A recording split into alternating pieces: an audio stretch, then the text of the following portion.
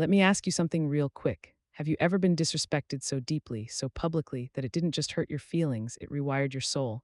Because that's exactly what happened to me inside a glass conference room, with 12 board members watching and my own son holding the knife. Picture this clearly: a long, polished conference table that reflected the ceiling lights like a mirror. Expensive leather chairs lined perfectly on each side, untouched coffee cups steaming quietly. Floor-to-ceiling windows framed the Seattle skyline, gray clouds, sharp buildings, and that cold corporate calm that makes people feel important just for breathing the air. This was the kind of room where power lived. Where deals were whispered, where people nodded like every sentence mattered. I was sitting there thinking I still belonged. Spoiler alert, I didn't. My son David stood at the head of the table, 32 years old, MBA, perfect posture. Custom-tailored suit that probably cost more than my first car. He wore that calm, controlled confidence people get when they believe the outcome is already decided.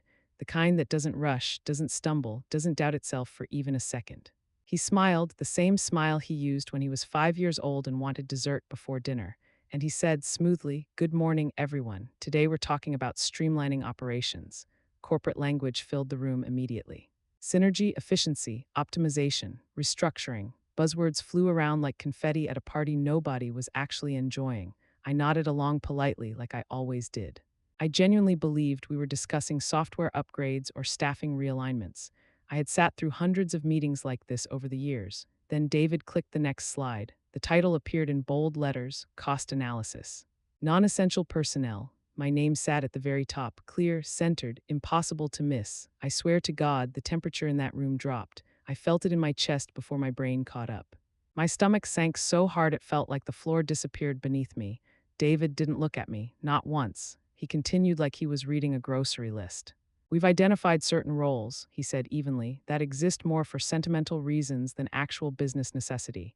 I couldn't breathe. Then he finished the sentence that split my life in half. "It's time to cut the dead weight."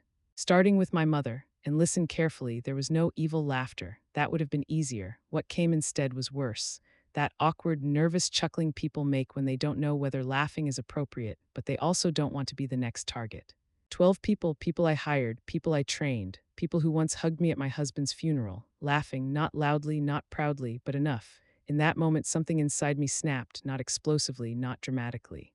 It snapped clean, like a switch flipping off. I didn't cry, didn't yell, didn't defend myself. I stood up slowly, picked up my purse, smoothed my skirt like this was just another ordinary meeting.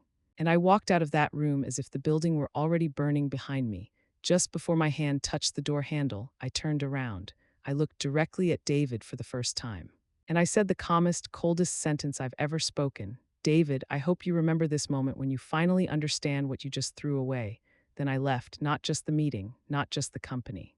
I walked out of the life I thought I still had. This is the part that hurts the most. Not the boardroom, not the laughter, not even the betrayal. It's the fact that the warning signs were everywhere and I still chose not to see them. 3 months earlier, my husband Robert died of a heart attack at 59. One minute, he was standing in the kitchen, complaining about airport security and planning a client trip like he had done 1,000 times before. The next minute, I was sitting in a hospital room listening to a doctor explain what "we did everything we could" really means. 25 years of marriage, 25 years of building a company from a kitchen table. Late nights fueled by cold coffee and stubborn hope. Missed vacations, missed birthdays, arguments over spreadsheets instead of pillows. Blood, sweat, sacrifice, all of it poured into something we believed would outlive us. And just like that, I was no longer a partner. I was a widow. And in the corporate world, grief has an expiration date. Everyone assumed David would take over. That was always the plan someday. We talked about it openly for years. I supported it, I prepared him for it, but not like this. Not while my bed was still cold on one side. Not while I was still signing condolence cards and learning how to breathe alone. At first, the changes were subtle. David began scheduling meetings without me. I'd find out about them afterward, casually mentioned in passing as if my absence was an oversight, not a decision. When I offered suggestions, he'd smile tightly and say things like, "Let me handle the business side, Mom," as if I hadn't handled the business side for decades. As if I hadn't negotiated contracts while pregnant. As if I hadn't closed deals while sitting beside my husband's hospital bed years earlier. He rolled his eyes when I asked about long-term clients I personally brought into the company. Clients who trusted us because of relationships I built over years, not because of spreadsheets or degrees. But here's the truth. I was grieving, barely functioning, drowning in paperwork, silence, and memories. Some days getting out of bed felt like a victory. Other days it felt pointless, so I let things slide. I made excuses for behavior that should have stopped me cold. I told myself he's overwhelmed, he's trying to prove himself. He doesn't mean it like that, he's just stressed. He'll come around. Ladies, listen to me carefully, and I mean this with everything I have. Disrespect never shows up screaming, it arrives quietly, politely. Wrapped in professionalism and concern, it starts as exclusion, then dismissal, then decisions made without you. By the time it becomes public humiliation, it's already been happening for a long time. That morning, the morning of the meeting, I arrived early like I always did. Old habits die hard. I wore a navy suit I'd worn to dozens of high-level meetings over the years.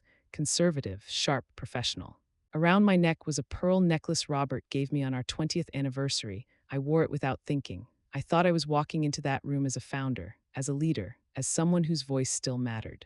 Instead, I was walking in as an obstacle, as a name already highlighted on a slide, as a problem they were preparing to remove. And here's the part that still makes my hands clench when I think about it. I owned 30% of that company. 30% on paper, I was powerful. In reality, I was already erased. By the time I sat down at that table, the decision had been made. The laughter didn't come from surprise, it came from relief, from people grateful it wasn't them. I wasn't betrayed in that moment, I was finalized. If you've ever felt yourself being slowly erased while still showing up, still caring, still trying, comment, I see you. Because if you've lived this, you already know. The silence before the cut is the loudest warning of all. By the time I reached the parking garage, my hands were shaking, not from fear, from rage, the quiet kind, the dangerous kind, the kind that doesn't explode, it calculates. The concrete walls echoed with the sound of my heels, each step louder than the last. I unlocked my car, sat down, and closed the door. For a full minute, I didn't turn the key. I just stared straight ahead. That's when the reality finally settled in. What had just happened wasn't a misunderstanding. It wasn't poor communication. It wasn't family business drama. It was a message, and the message was clear: you are finished here.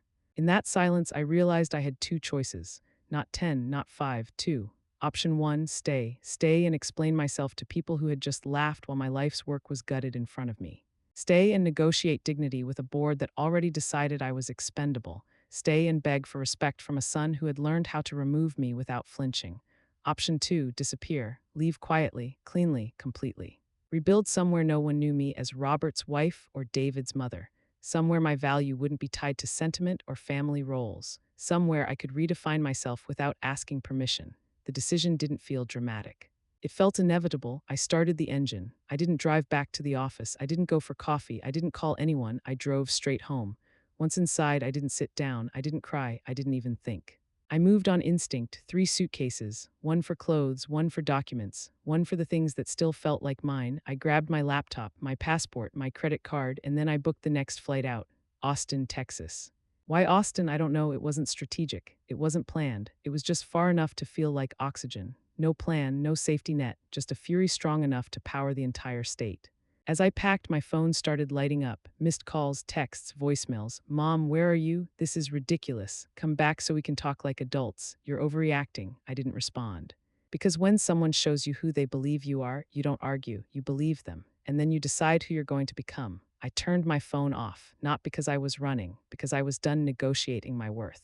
At the airport, no one recognized me. No one whispered, no one watched. I was just another woman with luggage and tired eyes moving through a crowd that had no idea what I'd just lost or what I was about to reclaim. 3 hours later, I was in the air, looking down at clouds that didn't care about boardrooms or bloodlines or balance sheets. Below me was a company I helped build, a son who underestimated me, a version of myself that had spent decades asking for permission to take up space. I didn't feel sad, I felt clear. For the first time in months, my chest didn't hurt. I wasn't grieving anymore, I was becoming. And that's where things really started. Let me tell you something they never warn you about. When you finally stop explaining yourself, the silence doesn't feel peaceful. It feels loud as hell. The kind of loud that rings in your ears when the chaos finally shuts up. The kind that forces you to sit with yourself instead of managing everyone else's expectations. I landed in Austin with 3 suitcases, 1 credit card, and absolutely zero interest in calling anyone back. The plane doors opened and warm Texas air rushed in bold, dry, unapologetic. It hit my face like a dare. No drizzle, no gray sky, no familiar heaviness pressing on my chest, no ghosts. The flight attendant smiled like she meant it and said, "Welcome to Austin, hun." And for the first time since my husband died, my chest didn't tighten. I didn't rush off the plane. I walked, slowly, deliberately. like someone who finally had nowhere to be and nothing to prove. Outside, the sky was wide and blue, aggressively alive. The city hummed in a way Seattle never did. It felt less polished, more honest.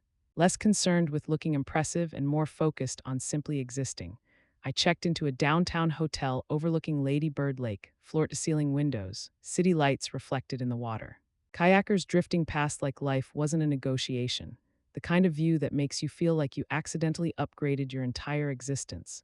I dropped my bags, kicked off my shoes, poured myself a glass of wine, and stood by the window in complete silence. No phone calls, no emails, no agenda, just me and the city breathing together. And then I said it out loud because no one was there to hear it anyway. Well, now what? Here's the truth I didn't admit to myself until that moment. I wasn't running away, I was running towards something I had buried for decades. Margaret Anderson, not Robert's wife, not David's mother, not the emotional backbone of a company that learned how to survive without acknowledging her value. Just me, no board, no title, no obligation to soften my voice or make myself smaller. No permission required, and the wildest part, I wasn't scared, I was excited, not reckless excitement, not denial. The kind of excitement that comes when you realize your life isn't over, it's just no longer crowded with people who benefit from you staying quiet. That night, I slept without medication for the first time in months. No dreams. No anxiety, just rest. The next morning, sunlight poured through the windows like it had something to say. I made coffee and sat by the glass, watching joggers and cyclists pass below, strangers with no idea who I was or what I'd left behind. And for the first time in a very long time, that felt like freedom. I didn't miss the company. I didn't miss the meetings. I didn't even miss my son, not the version of him that stood in that boardroom. What I felt instead was space. Room to think, room to remember who I was before survival became my full-time job. I realized something important in that quiet. I had spent years explaining myself to people who never intended to understand me. I had softened truths, absorbed disrespect, translated my value into language that made others comfortable, and when I stopped doing that, the silence wasn't empty, it was honest. If you've ever reached the point where silence felt safer than explaining yourself one more time, hit like right now, this chapter is for you. The second morning in Austin, I woke up before sunrise, not from anxiety. Not from grief, not from the familiar dread that used to sit on my chest every morning like unpaid rent. I woke up from clarity, the kind that settles in when your nervous system finally realizes the danger is gone. The hotel room was still dark, the city outside barely moving. I made myself a cup of coffee, cheap drip coffee from the hotel machine, not that polished corporate nonsense that tastes like status instead of caffeine. I sat at the small desk by the window and opened my laptop. No emails, no calendar invites, no one demanding answers. And that's when the thought landed, not emotionally, but strategically. If I was going to disappear, I wasn't disappearing empty-handed. Let me be very clear about something before anyone gets uncomfortable. This wasn't revenge, this wasn't sabotage, this wasn't stealing, this was reclamation. For decades, I had built systems, relationships, processes, and trust, quietly, efficiently, without needing credit. I trained the people who executed them. I stayed late to make sure clients stayed loyal. I solved problems before they became crises, and now suddenly I was expected to vanish politely and leave all of that behind. No, I picked up my phone and dialed Janet Morrison, longest-serving employee at the company. 21 years, the only person in that boardroom who couldn't even fake a smile when David humiliated me. She answered on the first ring. "Margaret, are you okay?" Her voice cracked just enough to give her away.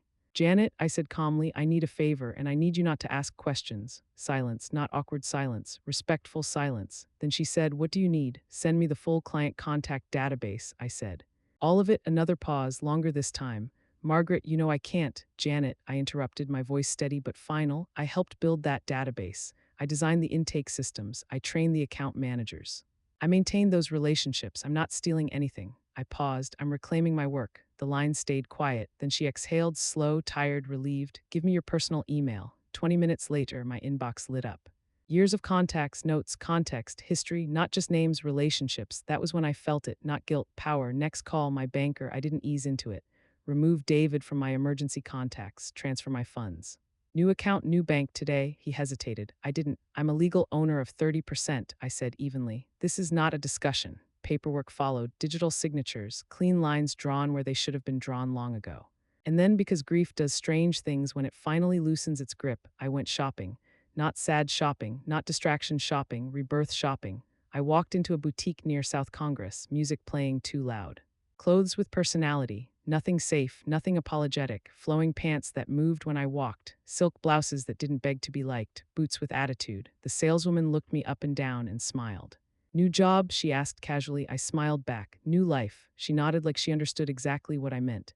That afternoon, I sat back in my hotel room surrounded by open suitcases, new clothes, and a laptop full of reclaimed history. And that's when it hit me. I wasn't being petty, I was being precise. There's a difference. Petty destroys, precision builds. I wasn't burning bridges, I was removing access.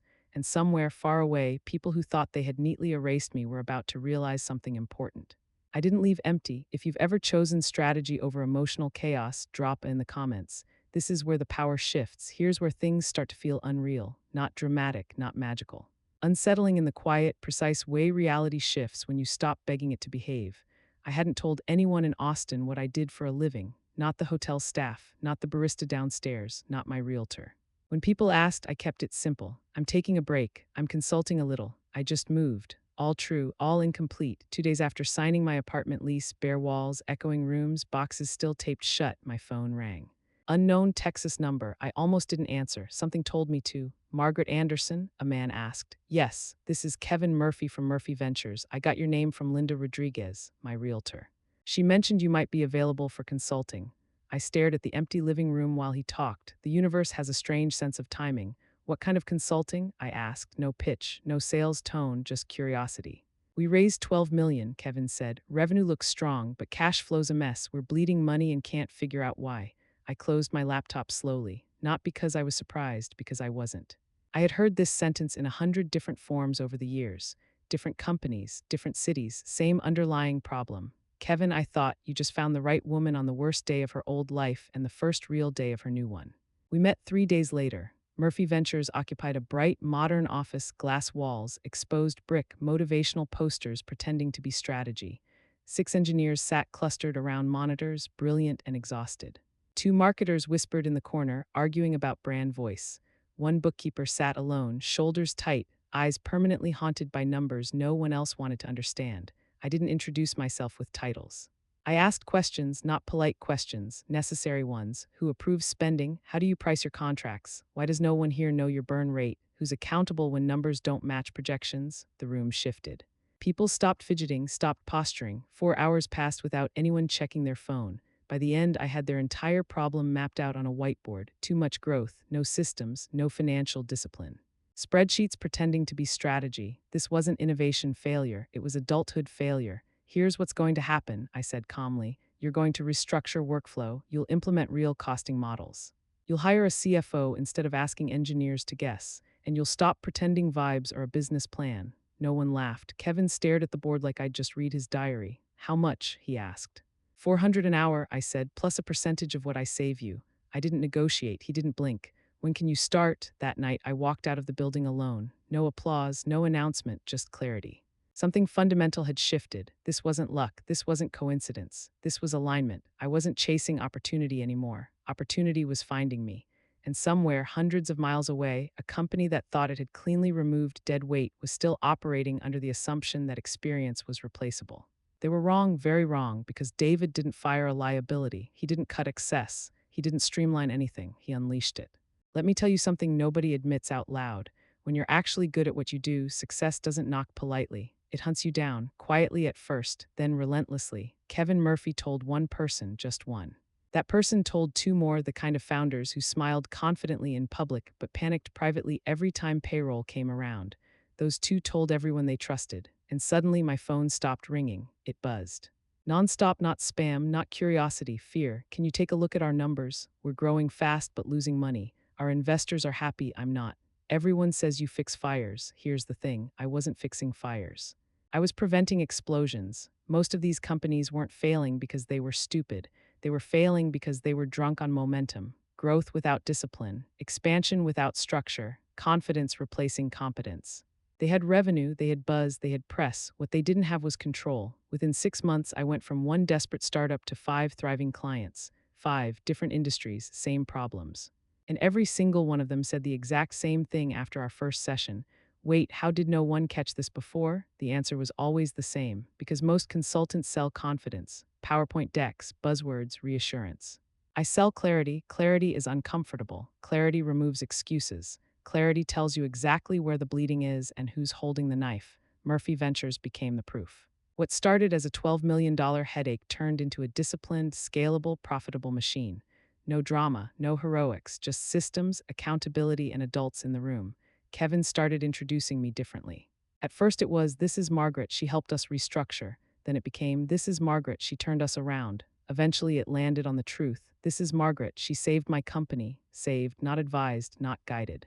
Not supported, saved. That word carries weight. It means the alternative was failure. It means survival wasn't guaranteed. And once people hear that word enough times, something shifts. I stopped chasing work. Work started finding me. Founders showed up tense and defensive. They left quiet and focused. Numbers stopped lying. Teams stopped burning out. Money stopped vanishing. And somewhere in the back of my mind, a realization settled in. I had spent decades explaining my value to people who benefited from underestimating me. Now, my results were speaking faster than I ever could. I wasn't loud. I wasn't flashy. I wasn't posting motivational nonsense. I was doing what I had always done best, seeing the problem before it became a crisis, fixing what everyone else was too busy admiring to question. If you've ever been underestimated and then outperformed expectations so hard it made people uncomfortable, tap like. This chapter belongs to you. By the third month, it became obvious that my condo wasn't going to survive this version of my life. Too many calls, too many meetings, too much momentum pressing against four quiet walls that were never meant to hold it. My dining table had turned into a war room. Whiteboards leaned against walls, notebooks stacked like evidence. I was pacing during calls, scribbling figures and margins, solving problems faster than companies could create them. This wasn't hustle, this was traction, and traction needs space. So I found it, a converted warehouse in East Austin, exposed brick walls that still smelled faintly of dust and history, concrete floors worn smooth by time. Massive windows that flooded the space with sunlight like the building itself wanted to be useful again. The moment I walked in, I didn't negotiate. It felt earned. I signed the lease that afternoon. Naming it took about 3 seconds. Anderson Consulting, not and Son, not Anderson Family Group, not softened, not shared, just my name. Because I was done hiding behind legacy titles and borrowed credibility. This was mine. The first hire mattered more than any logo or furniture ever could. Her name was Priya Patel, 26 years old, sharp as hell, calm under pressure, the kind of mind that didn't just organize chaos, it anticipated it. She ran my calendar like a battlefield, no wasted calls, no pointless meetings, no energy leaks. On her first day, she watched me move through back-to-back sessions without missing a beat. "You don't waste time," she said.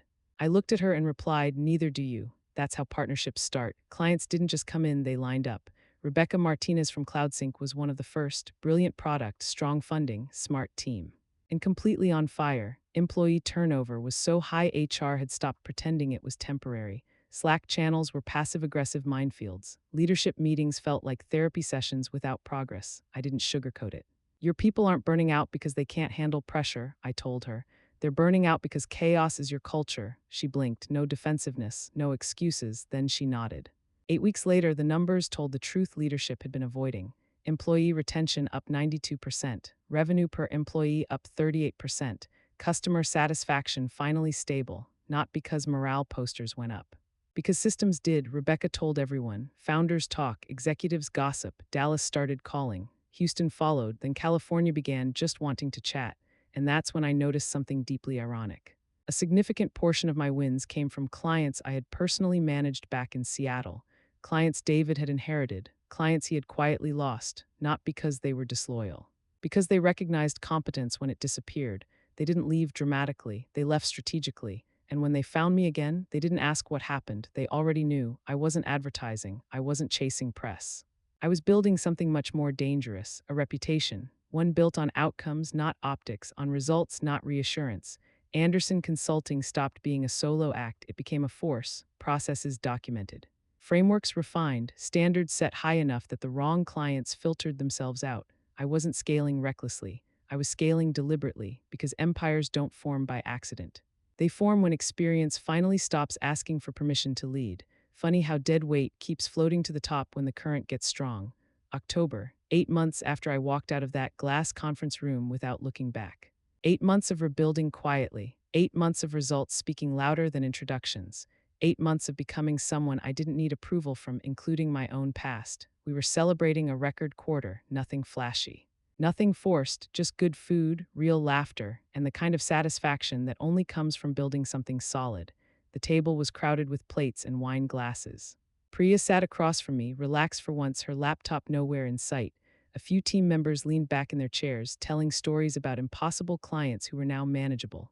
Earned calm, Priya lifted her glass. To building something real, she said. We clinked, and that's when my phone buzzed once, not frantic, not dramatic, just enough to interrupt the moment. Unknown Seattle number. I stared at the screen longer than I needed to. I already knew. I didn't feel nervous. I didn't feel angry. I felt amused. I flipped the phone over, ignored it, took another sip of wine, but curiosity has a way of waiting patiently. Later that night, after everyone left and the city quieted, I picked the phone back up.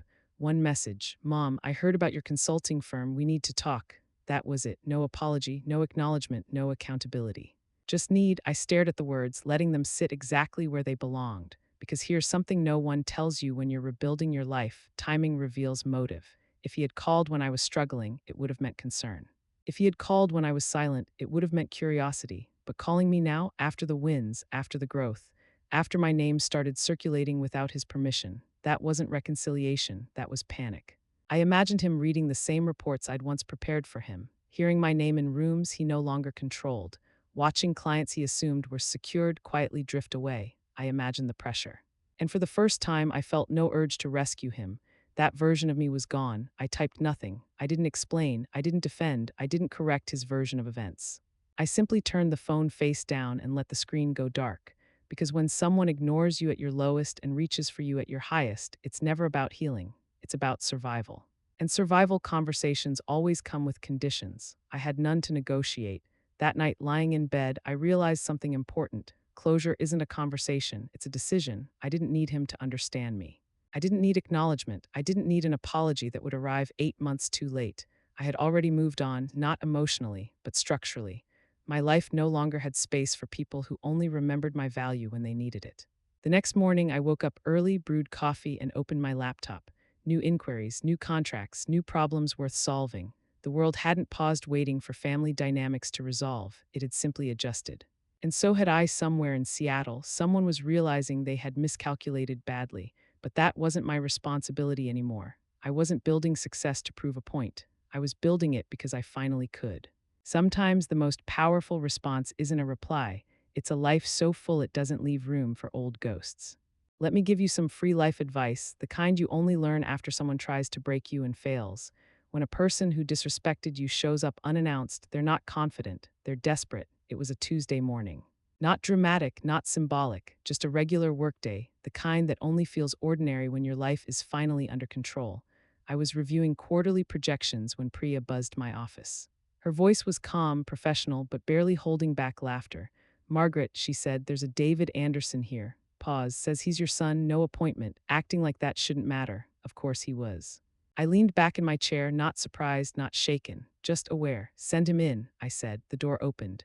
David walked into my office the way muscle memory told him to, like he still belonged in rooms he no longer controlled. Expensive suit, perfect tailoring, the uniform of someone trying to signal authority, but it couldn't hide the details. The tired eyes, the tension in his jaw, that faint, unmistakable panic people get when momentum starts slipping and they don't know how to stop it. He took 2 confident steps forward, then he really looked around. The floor-to-ceiling windows framing the Austin skyline, the wall lined with framed testimonials, real results, real companies, real impact. The quiet confidence that doesn't perform, the kind money can't fake. He stopped mid-step just for half a second, but I saw it, that moment when the story in his head didn't match reality. Nice setup, Mom, he said, forcing a smile that didn't reach his eyes.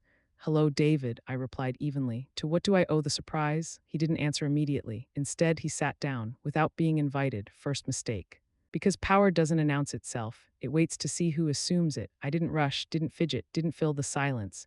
I simply watched him realize something important. This wasn't my old office. This wasn't a family company. This wasn't a place where emotional leverage worked. This was mine, and he felt it. Backhand index pointing right. If you've ever watched someone realize in real time that you're no longer beneath them, no longer dependent, no longer available for control, then you know that look.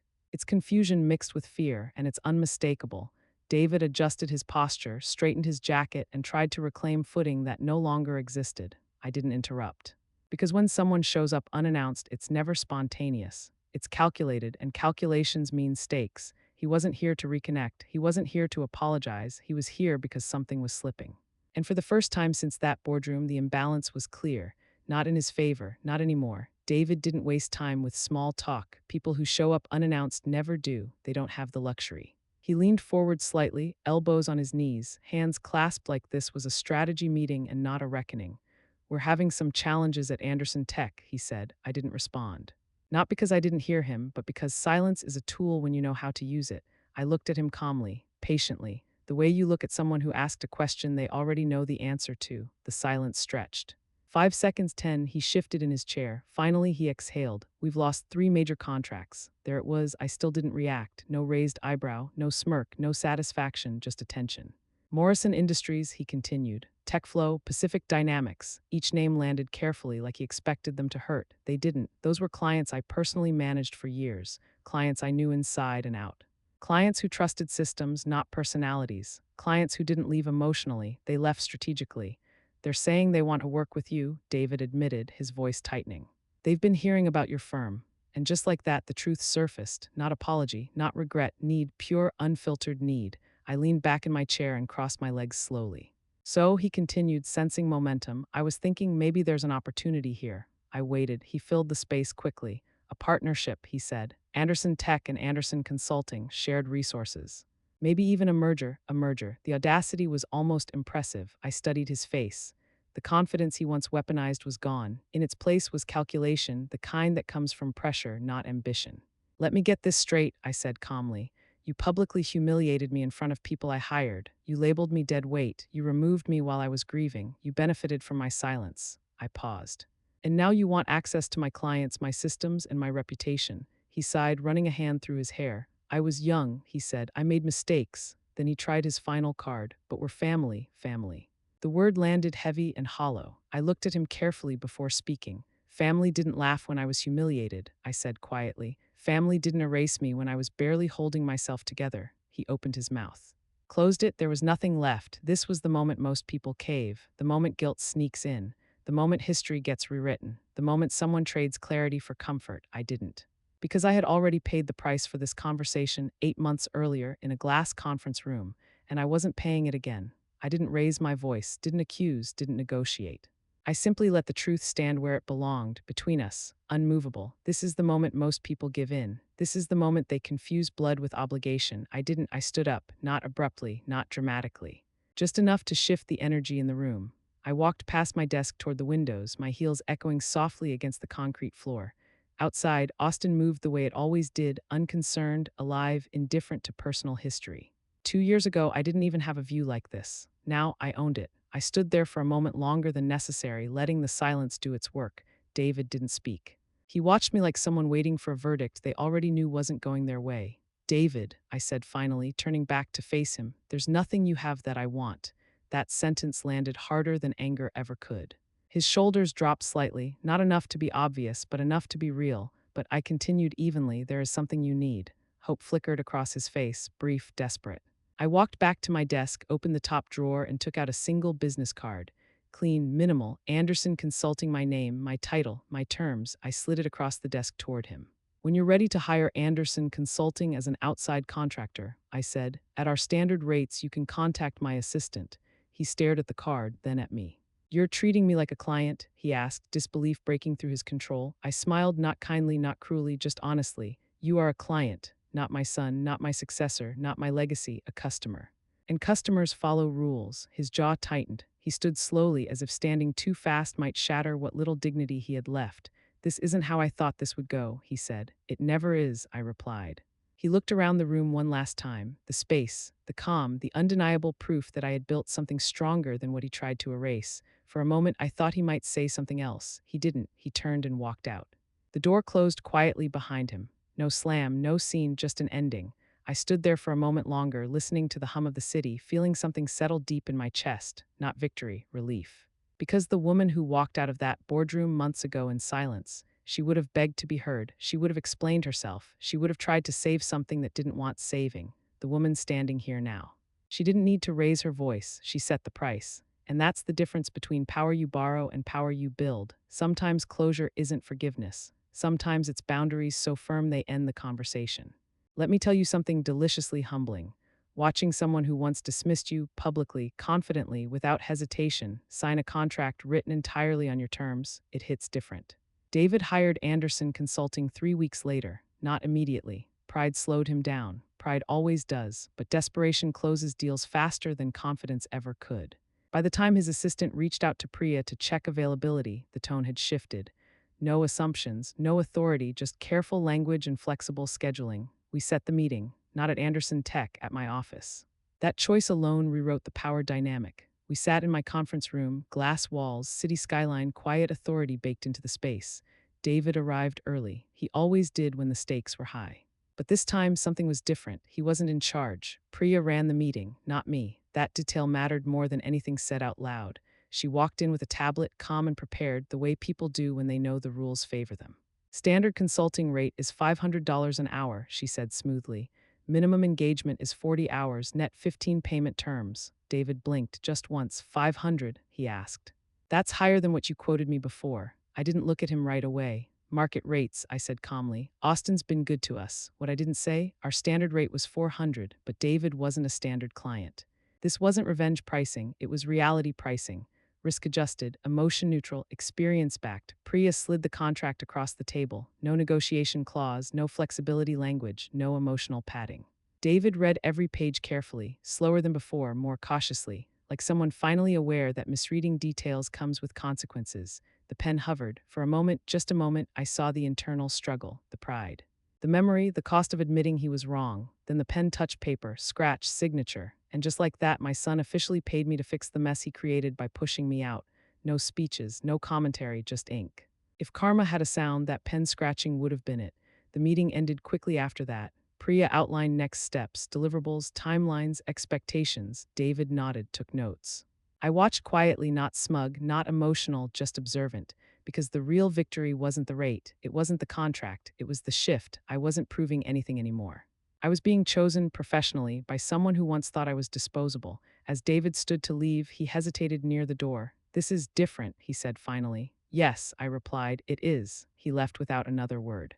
I didn't follow him, didn't watch him go, because I had already moved on. That afternoon, Priya stopped by my office. "Do you want me to flag him as a special case?" she asked. I shook my head.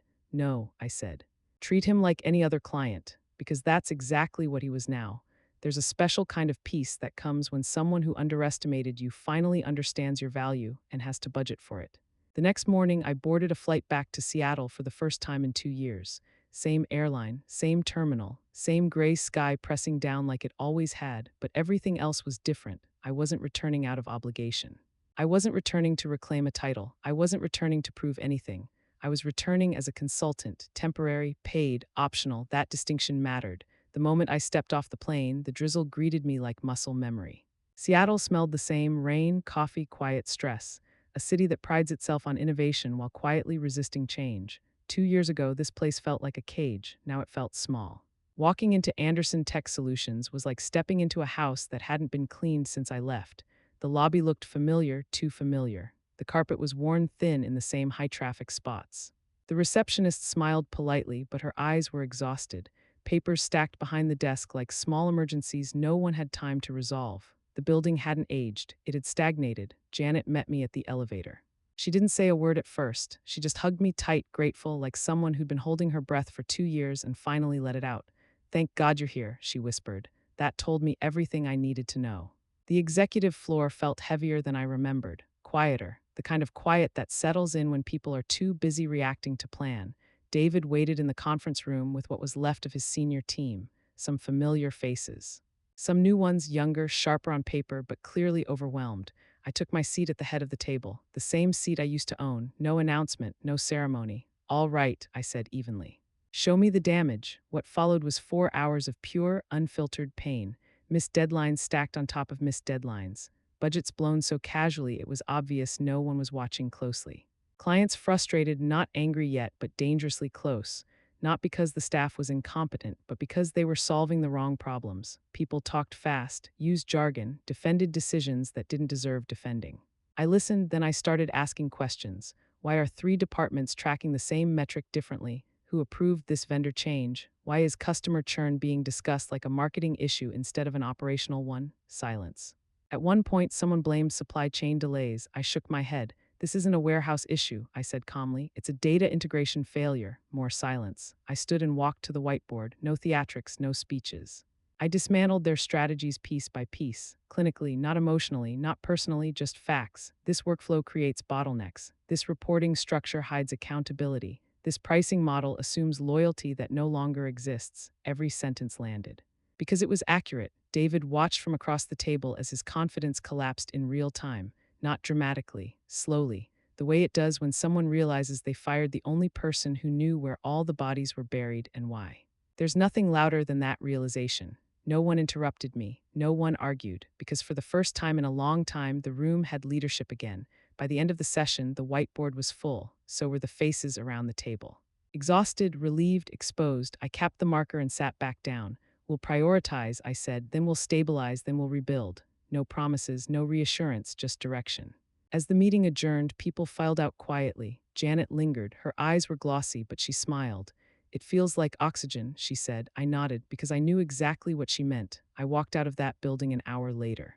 Not triumphant, not nostalgic, clear. Seattle hadn't changed. The company hadn't evolved, but I had, and that difference showed in everything. Coming back as an outsider shows you what insiders refuse to see, especially when you used to be the backbone holding it together. That evening, after the building emptied and the city settled into its familiar gray hush, David asked if we could talk privately. Not formally, not as a CEO, as a son who had finally run out of certainty. I followed him down the hallway to what used to be Robert's office. My husband's office. The furniture was different, the walls repainted, a new desk, new art, everything carefully redesigned to erase him, and yet the room still felt hollow. David closed the door and stood there for a moment, rubbing his face like he was trying to wake up from a nightmare he couldn't escape. How did it get this bad? He asked quietly, not defensive, not angry, lost. I didn't answer immediately. I walked around the room slowly, taking it in. The chair Robert used to sit in. The window he used to stare out of when decisions weighed on him. The place where we once argued softly about cash flow and staffing at midnight because we didn't want David to hear. Your father spent 20 years making this look easy, I said finally.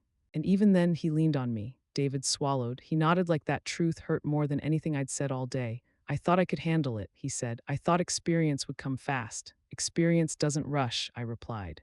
It accumulates quietly. Over years of mistakes, you survive. He dropped into the chair behind the desk, Robert's desk, and stared down at his hands. What do I do now? He asked. That was the question, not can you help me. Not can we fix this? What do I do now? I gave him 3 options, not emotionally, not dramatically, practically. 1, I said, holding up a finger. You hire Anderson Consulting for 6 months, full authority, no interference. We rebuild systems, repair client trust, and stabilize the company. I raised a second finger. 2, you sell the company while it still has value. Accept that growth stalled under your leadership and exit before it collapses. Then the third. Or 3, you do nothing. Keep pretending this is temporary and be out of business in 18 months. I let the silence settle. David's jaw tightened. His foot tapped against the floor. And if I choose option 1, he said slowly, would you come back permanently? There it was, not just the ask, the assumption, that I would return, that I would step back in, that I would fix everything and stay. I stood up. The answer had been clear long before he asked. David, I said evenly, I already am a CEO. He looked up at me, startled. I didn't rebuild my life to step back into a role where I was invisible, I continued. I didn't leave everything behind to ask for permission again. I walked toward the door. I'll honor the contract, I said. I'll do the work, I'll tell you the truth, even when it hurts. I opened the door. But I'm not coming back, and I left him there, but that wasn't the end. Because as I stepped into the elevator, Janet caught up with me. Her face was pale, her voice low. There's something David didn't tell you, she said. I turned. What? She hesitated. About the loan, she whispered. A big one. My stomach tightened, not with fear, but with recognition. Some truths don't surprise you. They confirm what you already suspected. And suddenly, the panic in David's eyes made perfect sense. Because when desperation shows up late, it's usually dragging debt behind it. Let me tell you something terrifying about betrayal. The worst ones don't arrive screaming. They don't slam doors or raise voices. They arrive quietly, buried in paperwork, signed in ink, filed away where no one thinks to look. That night after the meetings wrapped and the office lights went dark, Janet and I sat in a restaurant we used to love. Same place, same corner booth, same wine we always ordered when a long day deserved a soft landing.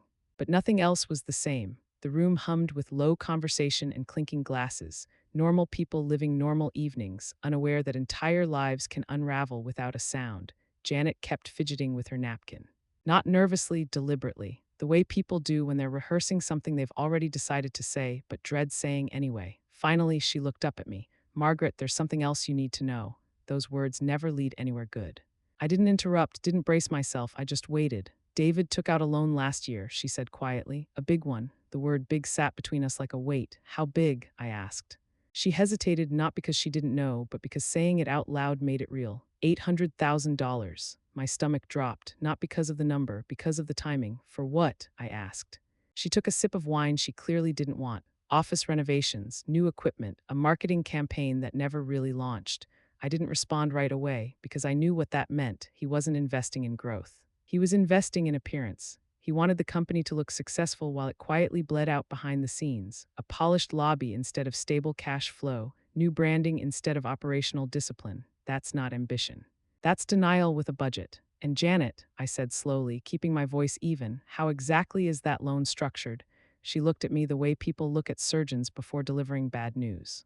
Against company assets, that alone was dangerous, but something in my chest tightened instinctively, because instincts don't speak in full sentences, they whisper, and that whisper was telling me this wasn't the whole truth. I leaned back in the booth, letting the implications spread. Assets meant leverage, leverage meant exposure, and exposure meant whoever stood closest when things collapsed would take the hit. Trust your instincts. They whisper long before they scream. Janet swallowed. There's more, isn't there? I asked. She nodded, but she didn't elaborate, not yet, because some realizations need silence before they land. I stared at the condensation on my glass, watching water collect and drip slowly onto the table. That's how this kind of betrayal works, not in explosions, in accumulation. Small decisions stacked quietly on top of each other until someone else ends up buried. I thought back to David's visit to Austin, the sudden interest. The carefully worded questions, the way he studied my office instead of looking at me. At the time, I thought it was pride. Now, it felt like inventory. He wasn't checking in, he was checking capacity. That night, when I finally went back to my hotel room, I didn't sleep. Not from fear, from calculation. Because betrayal like this doesn't announce itself as evil, it disguises itself as strategy. And the most dangerous thing you can do in that moment isn't panic. It's underestimate how deliberate it really is. By morning, I knew one thing for certain. This wasn't just mismanagement. This was something else entirely, something colder. Something patient, something designed to make sure that when the music stopped, someone else would be left standing with the bill. The next morning, I flew back to Austin, not to rest, not to think, to confirm. There's a moment after betrayal reveals itself where emotion tries to take the wheel. Panic, anger, disbelief. I didn't let any of that drive. I went straight to my attorney, Patricia Chen, sharp mind, calm presence. Ruthless only when necessary, which, in my experience, is exactly when you want it.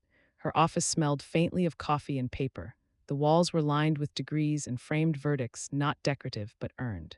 I handed her the loan documents Janet had quietly copied for me. She didn't speak at first. She read page after page, line by line. The silence stretched too long. People who understand contracts know this kind of silence.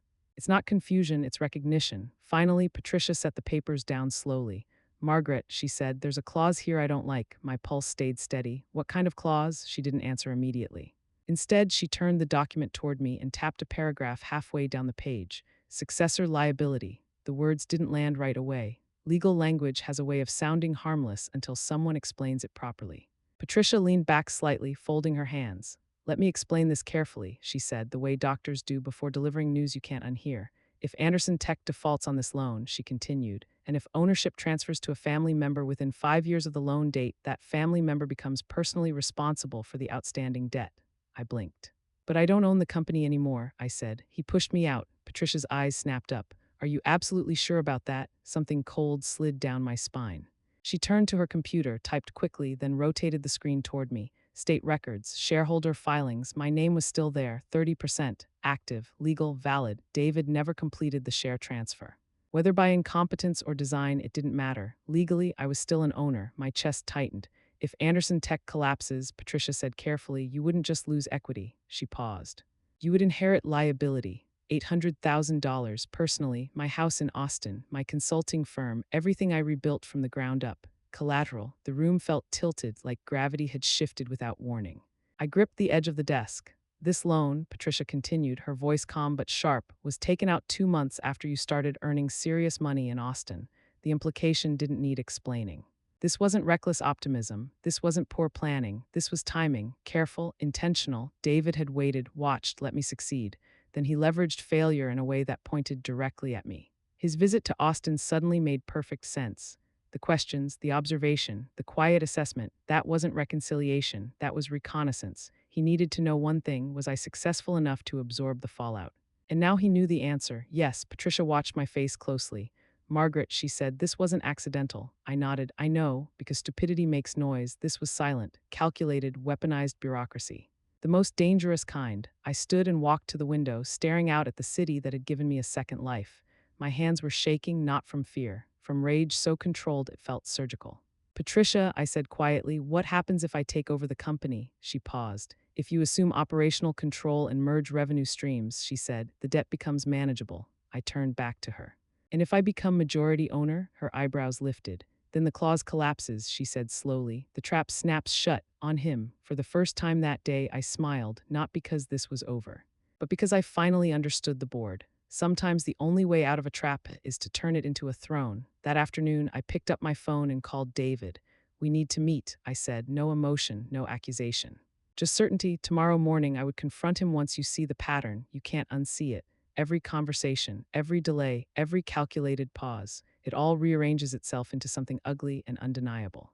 Sitting alone in Patricia's office, staring out at the city that had become my refuge, the timeline finally locked into place.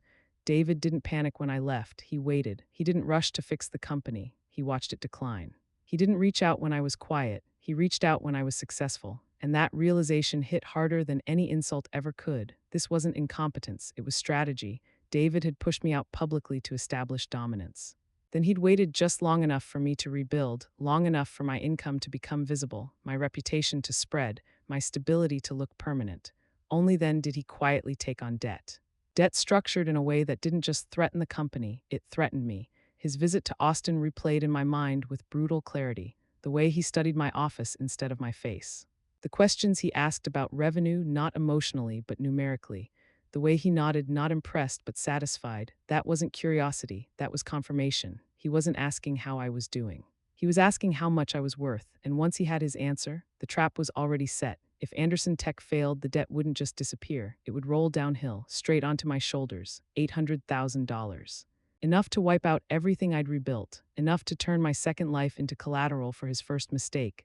That's when something inside me shifted, not fear, focus. Betrayal hurts when you expect loyalty. But when betrayal reveals intent, it clarifies. I wasn't dealing with a reckless son. I was dealing with a man willing to sacrifice me to save himself. And that meant one thing: I couldn't afford sentiment. I walked back to Patricia's desk.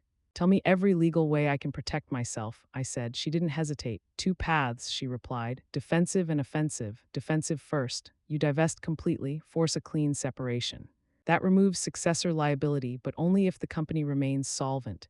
And if it doesn't, she met my eyes, then the debt still finds you. I nodded. Offensive, I said, her expression sharpened.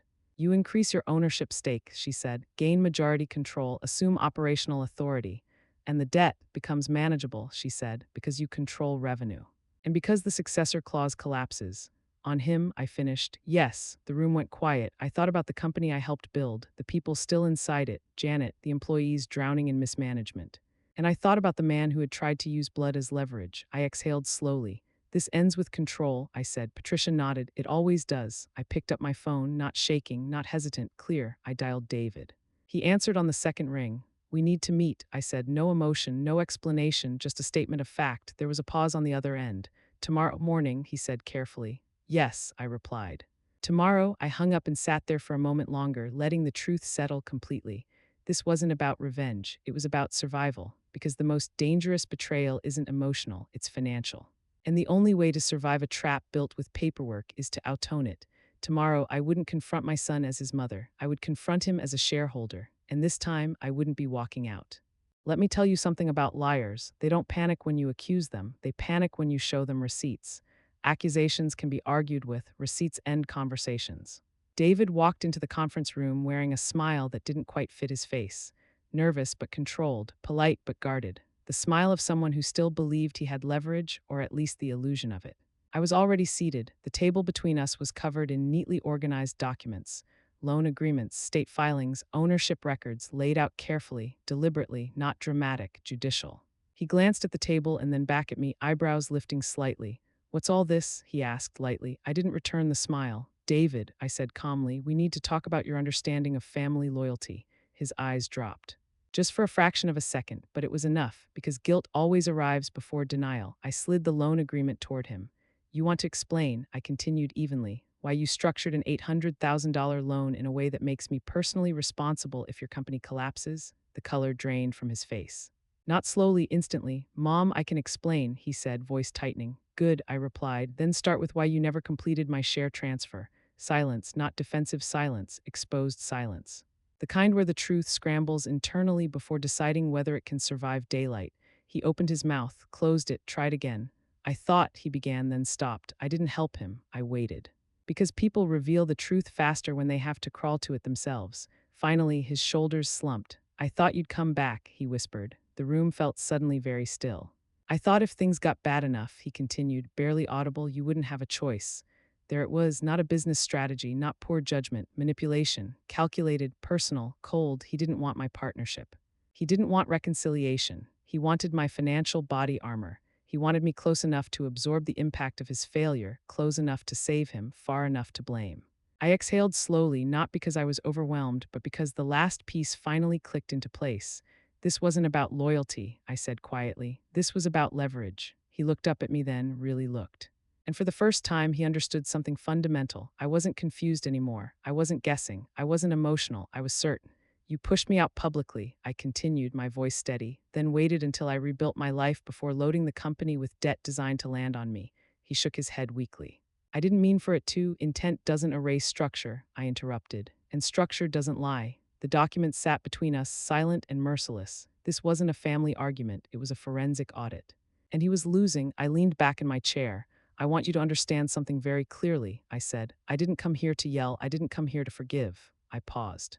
I came here because you underestimated how well I read contracts. That's when his breathing changed. Shallow, fast, the mask was gone, because liars don't fear confrontation, they fear comprehension, and now he was fully understood. The most dangerous moment for a manipulator is when the person they tried to control finally sees the whole pattern. And that moment had arrived. I didn't raise my voice. I didn't threaten him. I stood up. That alone changed everything. People who rely on manipulation expect emotion. Anger, tears, bargaining. When none of that arrives, they lose their footing. Tomorrow morning, I said calmly, I'm filing paperwork to assume majority control of Anderson Tech Solutions. The sentence wasn't loud. It didn't need to be. David's head snapped up like gravity had shifted. You can't do that, he said quickly, too quickly. I already did, I replied. You just didn't think I'd notice. For the first time since he walked in, his confidence cracked. Not shattered, cracked. What happens to me? He asked. Not to the company, not to the employees, to him. That question told me everything. I looked at him the way CEOs look at executives who have burned trust and numbers at the same time. Objectively, without nostalgia. You'll stay on as an employee, I said, or you'll leave. No qualifiers, no emotional cushioning, just options. He laughed weakly, shaking his head like this was a misunderstanding he could still talk his way out of. You're really doing this, he said. Yes, I replied. You taught me how. The room went quiet, not tense, final, because power doesn't argue once it's settled. There was no board vote to sway, no family meeting to weaponize. No speech to soften the truth. This wasn't revenge, this was governance. I walked to the whiteboard and wrote 3 bullet points. Debt restructuring, operational control, revenue merge, these begin immediately, I said. You'll receive your new reporting structure by end of day. David stood slowly, as if his body hadn't caught up to reality yet. You're stripping everything from me, he said. No, I corrected him. I'm removing the risk you created. There's a difference. One is punishment, the other is leadership. He opened his mouth again, closed it, because there was nothing left to negotiate. The moment someone realizes they've lost power isn't dramatic. It's quiet, devastatingly quiet. No shouting, no slammed doors, just the sudden awareness that decisions are no longer yours to make. David nodded once, a small, defeated motion. I never thought you'd do this, he said. I never thought I'd have to, I replied, and that was the truth. I gathered the documents and slid them back into my folder. This meeting is over, I said. He didn't argue. He left without looking back. I stayed seated for a moment longer, not out of hesitation, but to mark the transition. The company no longer belonged to chaos. It belonged to competence, and competence doesn't ask permission to lead. Power doesn't need to shout. It just needs to act. 24 hours later, I owned 75% of the company. No chaos, no shouting, no dramatic exit speeches, just signatures. Lawyers moved quickly when clarity replaces confusion. Share transfers finalized, emergency filings approved. The debt was restructured before panic could spread. My Austin firm merged in cleanly, revenue streams stabilized overnight. The company didn't resist, it exhaled. Because businesses don't care about ego, they care about competence. By the end of the day, Anderson Tech Solutions had a new operating structure, a new chain of accountability, and for the first time in a long time, a future that wasn't held together by denial. David sat across from me in the same conference room, not at the head of the table, beside it. As he signed his new employment agreement, his hands shook, not violently, subtly. The way hands do when someone realizes they are no longer protected by position, only performance. He didn't look at me, didn't argue, didn't protest, because there was nothing left to say. His title was gone, his authority dissolved. His narrative exposed. He was no longer the visionary CEO who streamlined operations. He was an employee, reporting structure clearly defined, performance metrics clearly stated, termination clauses clearly outlined. Not as my son, as staff, and here's the part no one expects. The company immediately stabilized, revenue climbed within weeks, clients returned, cautiously at first, then confidently. Employees stopped whispering and started working.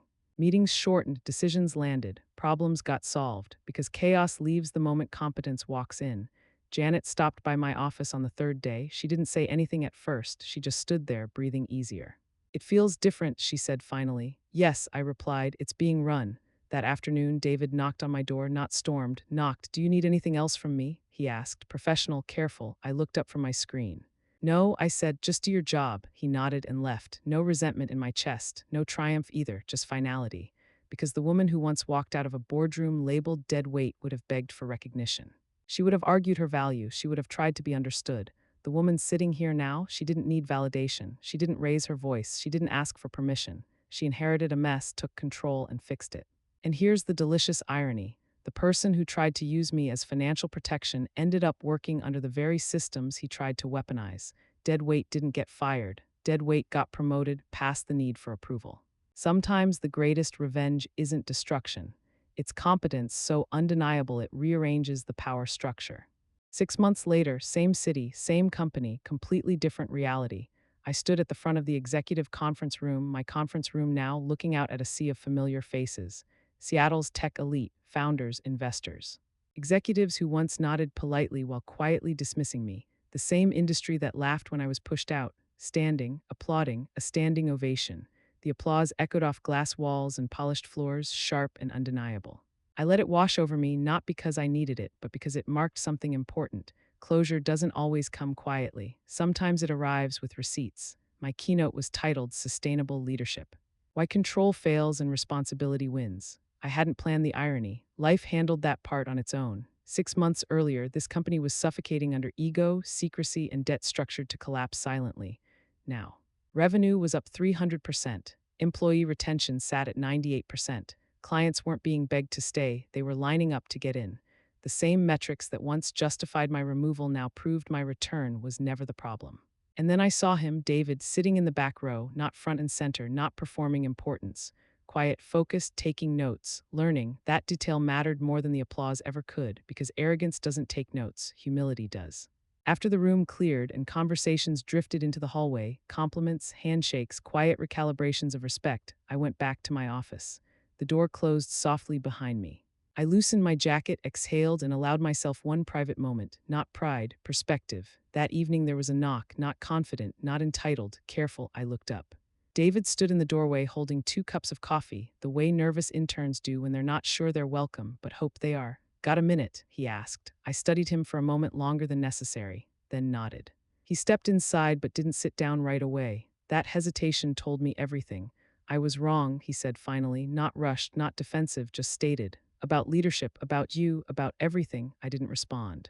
Because real apologies don't need encouragement, they don't need saving, they stand on their own. "I thought being CEO meant control," he continued. "I thought authority came from leverage," he swallowed.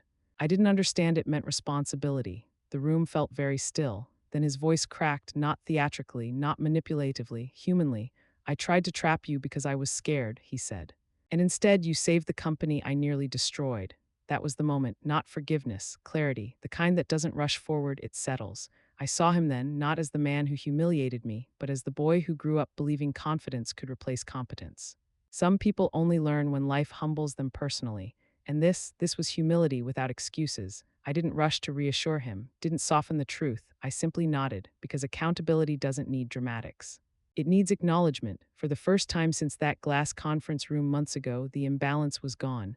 Not because I took power, but because he finally understood what it costs. Some lessons can't be taught. They have to be lived fully, painfully, honestly. The silence between us lingered longer than either of us expected. Not uncomfortable, honest. David finally looked up at me, eyes tired in a way success can't fix. The kind of tired that comes from realizing you were wrong and knowing you can't undo it. "Do you forgive me?" he asked. The question didn't come out dramatic or rehearsed. No pressure, no expectation, just quiet vulnerability. I didn't answer right away. I thought about the woman I used to be. The woman who sat in a glass boardroom, hands steady, heart breaking, while people laughed because it was safer than standing up. The woman who walked out without a plan, carrying grief, rage, and 3 suitcases. The woman who boarded a plane with no return ticket and no idea who she'd become next. I thought about Austin, about rebuilding something from nothing, about discovering how strong you get when no one is watching. I thought about how much I lost and how much I gained. "Yes," I said finally. His shoulders dropped instantly, relief flooding through him like he'd been holding his breath for months. "But forgiveness without clarity is just self-betrayal. So let me be very clear," I added calmly. "Forgiveness doesn't erase consequences." He nodded immediately. "I know." And in that moment, I knew something had changed. Not because he said sorry, but because he didn't ask for things to go back to how they were. He didn't ask for his title back, didn't ask for control, didn't ask for comfort. He accepted reality. That's the difference between regret and growth. Forgiveness isn't pretending it didn't happen. It's choosing not to be poisoned by it. But amnesia, that's dangerous. "I forgive you," I continued, my voice steady. "But I won't forget what you're capable of when fear drives you." He swallowed hard. "That's fair," he said, and it was, because trust isn't rebuilt with apologies, it's rebuilt with consistency. Time passed after that, not dramatically, not magically, just steadily. David showed up early, stayed late, did the work without asking for recognition. He listened more than he spoke, asked questions instead of giving orders, learned instead of posturing. That's how you know someone is changing. Not when they say the right things, but when they stop expecting rewards for doing what should have been done all along. One afternoon, weeks later, he stopped by my office again, not to talk, to update me. "Client retention is holding," he said. "The new workflow cut delays by 40%. I nodded. "Good." He hesitated at the door. "I know things will never be what they were," he said. "I don't expect them to be." That sentence mattered, because maturity isn't wanting the past back, it's respecting why it can't return. After he left, I sat alone for a long time. Forgiveness didn't feel like a release. It felt like alignment. I wasn't forgiving him to restore the relationship we had. I was forgiving him so the relationship we could have wouldn't be built on resentment. There's a difference. Growth isn't getting what you want back. It's earning what you should have respected the first time. Here's the truth nobody tells you, not in boardrooms, not in self-help books, not in those glossy success stories that skip the hard parts. The real win isn't the money, it isn't the title, it isn't even control. Those are outcomes. The real win is internal. For a long time, I thought success meant being indispensable, being needed so badly that no one could replace you. That belief nearly destroyed me, because when your value comes from being needed, people learn they can exploit you by threatening to leave you out. 3 years ago, my son called me dead weight, not privately, not impulsively, publicly. Strategically, and for a brief moment in my life, that label almost stuck, not because it was true, but because I had spent years shrinking myself to stay loved, shrinking my voice, shrinking my authority, shrinking my needs. I mistook sacrifice for strength, but here's what time and pressure taught me. Dead weight doesn't disappear, it sinks and becomes foundation. Today, that so-called dead weight runs the company, pays the debt, employs hundreds of people. Mentors leaders who actually listen. And my son, he's still here, still learning, but now he's learning the long way, the only way that actually sticks. He's learning that leadership isn't about dominance, it's about accountability. That power isn't about leverage, it's about responsibility. That fear-based control eventually collapses under its own weight. Some nights, after the office empties and the city settles into its familiar hum, I pour myself a glass of wine and stand by the window. The same city that once dismissed me, the same industry that underestimated me, only now it looks different, not because the buildings changed, because I did. I don't feel the urge to prove anything anymore, not to investors, not to peers, not even to my own family. That urge disappears when you finally stop negotiating your worth. Peace doesn't arrive loudly. It shows up quietly when you realize you no longer need permission to take up space. If there's one thing I hope you take from this story, it's this. Being discarded doesn't mean you were weak. It means you were inconvenient to someone who benefited from your silence. And sometimes being pushed out is the greatest gift life can give you. because it forces you to finally see yourself clearly, without distortion, without guilt, without apology. I didn't win because I took control. I won because I stopped shrinking. If this story resonated with you, if you've ever been underestimated, erased, or told you were expendable, subscribe, share it with someone who needs it, and tell your story in the comments. Because dead weight doesn't vanish, it becomes the foundation everything else stands on.